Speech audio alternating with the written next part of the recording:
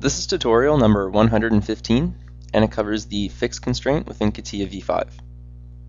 To start off, open up tutorial part number 113, which is located on the DVD. Now what we're going to do is we're going to go over the fixed constraint, and it's this constraint right here. And what we're going to do is we're going to fix one of the components, and what this does is it allows you to put it in the position you want, fix it, and it will never move.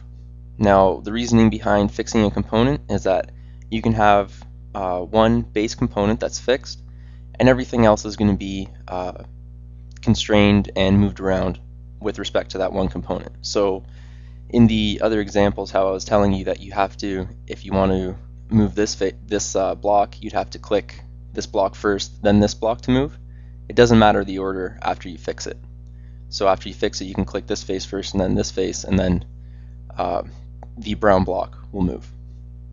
So to fix a component, what we have to do is click Fix, click the component, and you can see in our tree under the constraints that we have a fixed component, fixed constraint on this component.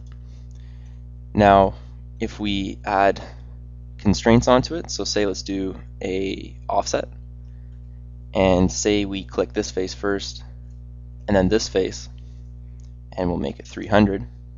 Click OK. Now what we should expect is that this block should move in this direction 200. When we go to update it, it's the brown block that moves because this one's fixed in its position.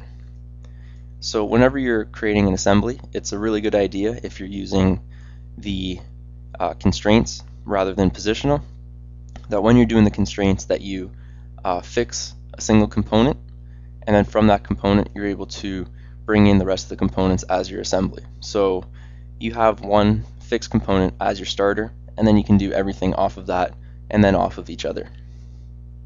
So that concludes our tutorial on how to use the fixed constraint within Catia V5.